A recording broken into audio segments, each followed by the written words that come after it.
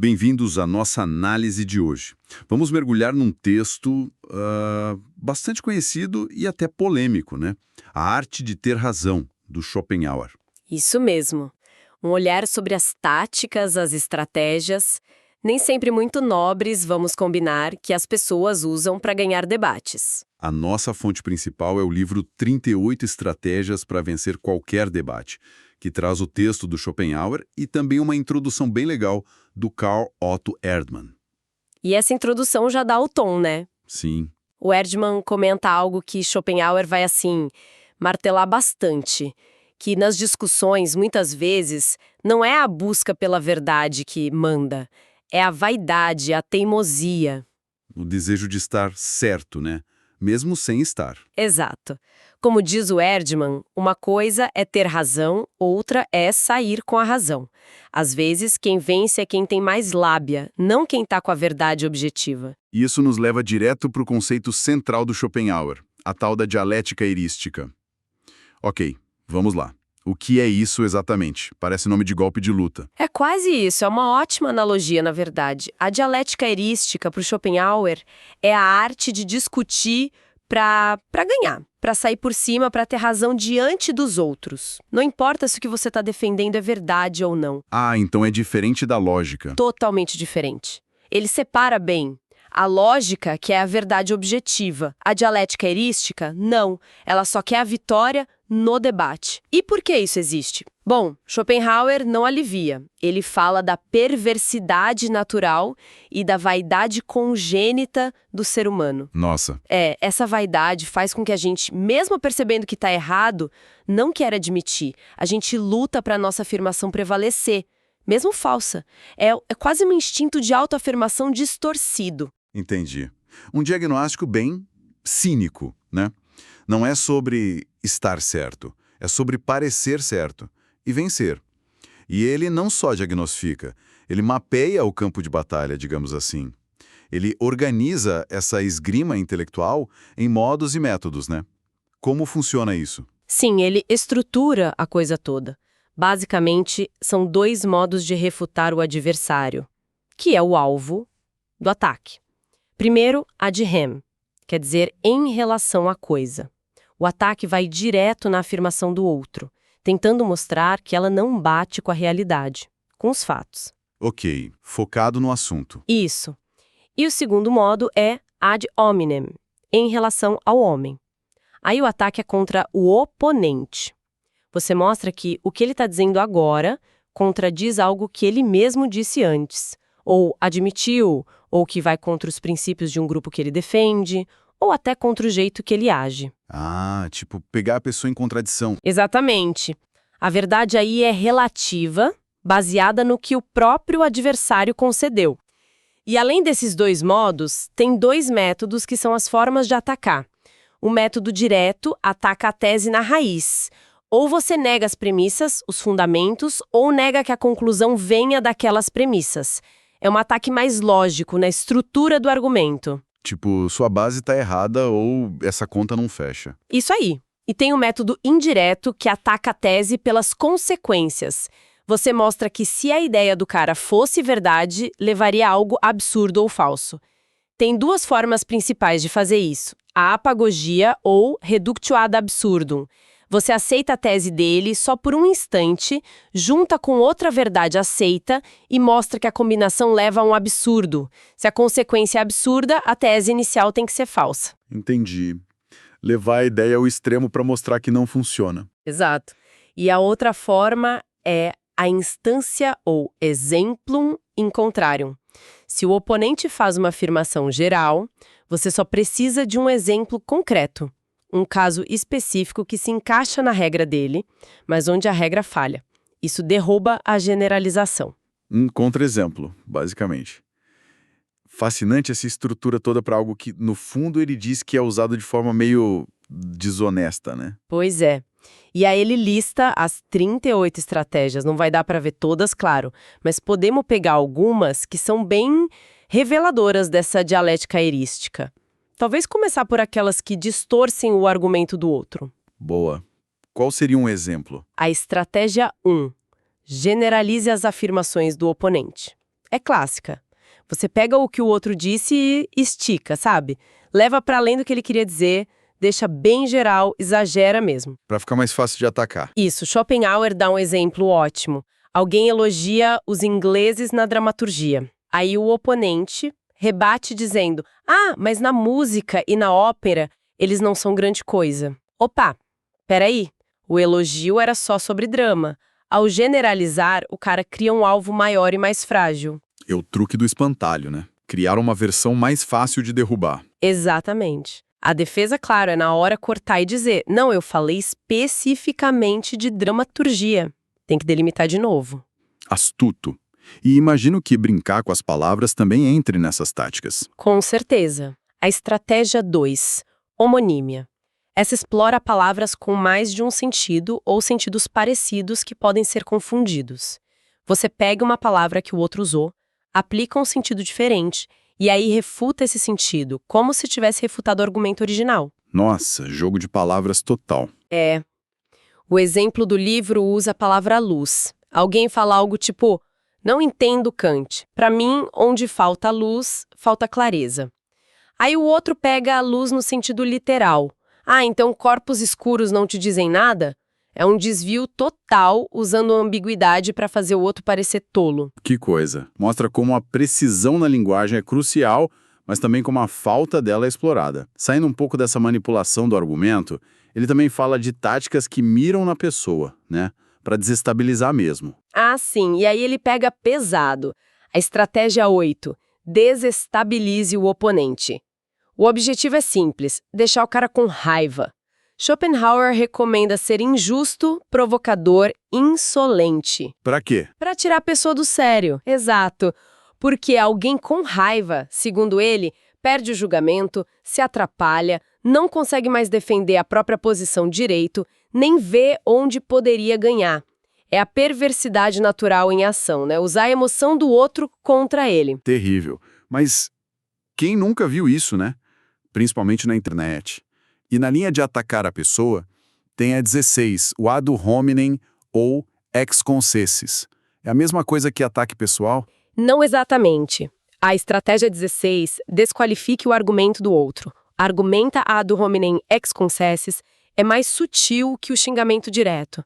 A ideia é achar uma inconsistência, mesmo que só aparente, entre o que a pessoa está dizendo agora e algo que ela disse ou fez antes, ou com os princípios de um grupo que ela defende, ou com o jeito que ela vive. Ah, tipo, você não vive o que prega. Isso. O exemplo dele é clássico. Se o cara defende suicídio, pergunta: por que você não se enforca? Se critica Berlim, por que não pega o trem e vai embora? O foco não é discutir a ideia do suicídio ou a crítica a Berlim, mas sim minar quem está falando, apontando essa suposta hipocrisia. Entendi. É uma falácia, claro, mas deve funcionar para desviar o assunto, né? Funciona muito bem para tirar o foco do mérito da questão.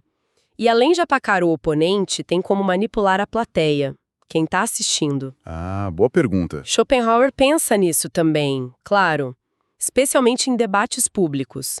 A estratégia 28, ganhe a simpatia da audiência e ridicularize o adversário, argumentum ad auditores, é feita para isso. Você lança uma objeção que parece muito boa ou engraçada para quem é leigo no assunto, mas que na verdade é inválida. E por que funciona? Porque só um especialista, como seu oponente, entenderia por que a objeção é inválida. E a explicação seria longa, técnica, chata para a plateia. Então o oponente fica numa sinuca. Se tenta explicar, perde a audiência. Se não explica, parece que foi refutado ou feito de bobo. Que situação. O exemplo dele é ótimo. Alguém fala que as montanhas surgiram em altíssima temperatura. Aí outro diz: ah, mas nessa temperatura o mar teria fervido. A plateia ri, acha genial. A explicação correta envolveria pressão atmosférica, ponto de ebulição. Ninguém quer ouvir isso. A percepção da plateia é o que importa ali. Explorar a ignorância alheia para ganhar pontos. E na mesma linha, usar atalhos. Tem o apelo à autoridade, estratégia 30, né? A famosa carteirada. Exatamente. A estratégia 30. Aposte em credenciais e acue a todos. Argumentum ad verecundiam. Em vez de argumento lógico, você joga o peso de uma autoridade na mesa, cita o que alguém famoso ou respeitado disse. E isso cola. Schopenhauer diz que funciona muito bem com gente menos informada, que tende a respeitar especialistas sem questionar muito. E a malandragem vai longe, né? Pode citar fora de contexto, distorcer, citar alguém que só é autoridade para um nicho ou até inventar a citação.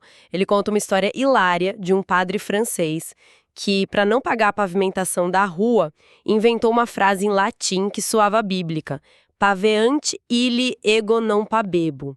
Que eles pavimentem, eu não pavimentarei. E convenceu a prefeitura. Não acredito. Pois é, e Schopenhauer também critica muito a ideia de opinião universal como autoridade. Diz que geralmente nasce com poucas pessoas e a maioria só segue por preguiça, por imitação. Usar um nome para calar o debate. É quase um blefe. E parece que tem até tática para confundir com palavras difíceis. Sim, a estratégia é 36. Confunda e assuste o oponente com palavras complicadas. É quase o contrário da autoridade, mas o efeito é parecido. Em vez de citar alguém, você mesmo veste a capa de erudito, usa um palavreado pomposo, jargão técnico fora de hora, um discurso enrolado que parece profundo, mas pode ser vazio. Para intimidar. Para intimidar ou impressionar, se o outro e a plateia não entendem, ficam com vergonha de perguntar ou discordar, para não parecerem ignorantes. Schopenhauer até cita Goethe do Fausto. Normalmente as pessoas só acreditam quando ouvem palavras. Ali também deveria haver algo para refletir a respeito. É explorar a insegurança intelectual mesmo. Outro jeito de ganhar sem discutir o mérito. E aí chegamos na última, a 38. Pelo nome, ataque pessoal parece que é o fundo do poço mesmo. É quando tudo mais falha. É exatamente isso. A estratégia 38, como último recurso, parta para o ataque pessoal, argumentum ad persona. Schopenhauer diz que é o último recurso quando você vê que o outro é melhor e que você vai perder a discussão no conteúdo. Aí você larga o assunto de mão e parte para cima da pessoa. Ofensa, grosseria, falar da vida dela, da aparência, do caráter. Nossa Senhora. Ele diz que essa é super comum porque não exige inteligência nenhuma, só grosseria, qualquer um pode usar. É abandonar o campo do intelecto e ir para a força bruta, para a animalidade.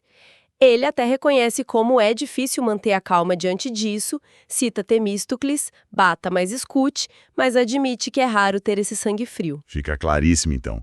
Schopenhauer não estava ensinando a ser um debatedor ético, né? Ele estava, sei lá, dissecando as táticas, das mais sutis às mais brutais, que as pessoas usam de fato para vencer, movidas pela vaidade, pela teimosia. Exatamente. A constatação dele é essa. Na maioria das vezes, o objetivo não é a verdade, é a vitória. A vaidade não deixa a gente aceitar que estava errado. Então, conhecer essas estratégias tem um valor duplo, né? Como assim? Por um lado, alguém poderia usar para ganhar, sim. Schopenhauer não julga moralmente ali. Ele descreve, mas o mais importante, talvez, seja reconhecer quando usam contra a gente. Entender a tática do outro é o primeiro passo para não cair na armadilha, para neutralizar. É como ele fala, a dialética é uma esgrima intelectual. Você tem que conhecer os golpes para se defender. Faz sentido. Então, depois de ver todas essas estratégias, muitas bem cínicas, focadas em manipulação, qual é a reflexão final? O que a gente tira disso tudo, desse olhar tão pragmático, até meio sombrio, sobre o debate? Olha, curiosamente, o próprio Schopenhauer dá uma espécie de antídoto, uma sugestão para lidar com esse cenário que ele mesmo pintou tão bem. Baseado em Aristóteles e nele mesmo, ele diz: já que a maioria das pessoas usa essas táticas movida por vaidade e teimosia, o conselho é radical. Seja muito seletivo. Não discuta com qualquer um. Ah, é? E com quem discutir, então? Ele diz para debater só com quem você conhece e sabe que tem certas qualidades que são raras. Primeiro, conhecimento para não falar besteira. Segundo, apreço real pela verdade mais do que pela própria opinião. Terceiro, inteligência para seguir um argumento lógico. E quarto, que talvez seja o mais difícil, honestidade e humildade para admitir o erro se a verdade estiver com o outro. Nossa, exigente. Muito. Ele conclui, meio triste até, que talvez só ache uma pessoa assim em 100. Com as outras 99, ele sugere: nem comece, é melhor ficar quieto. Ele até cita um provérbio árabe: na árvore do silêncio crescem os frutos da paz. Que perspectiva forte. Quer dizer, em vez de aprender a lutar melhor na lama, talvez a lição seja escolher nem entrar na lama, saber escolher as batalhas intelectuais. Exato. Isso leva a uma provocação final, né, para a gente pensar. Nesse mundo cheio de barulho, debate raso, polarizado, agressivo, talvez a maior habilidade dialética não seja dominar as 38 estratégias para vencer sempre. E qual seria? Talvez a verdadeira sabedoria seja desenvolver o discernimento. Saber quando vale a pena discutir de verdade, com quem essa busca por entendimento é possível, e quando é mais sábio para nossa própria paz, para nossa integridade, simplesmente cultivar essa árvore do silêncio. Uma reflexão e tanto para a gente fechar essa conversa sobre a arte e as artimanhas de ter razão, segundo essa visão implacável e tão atual do Schopenhauer.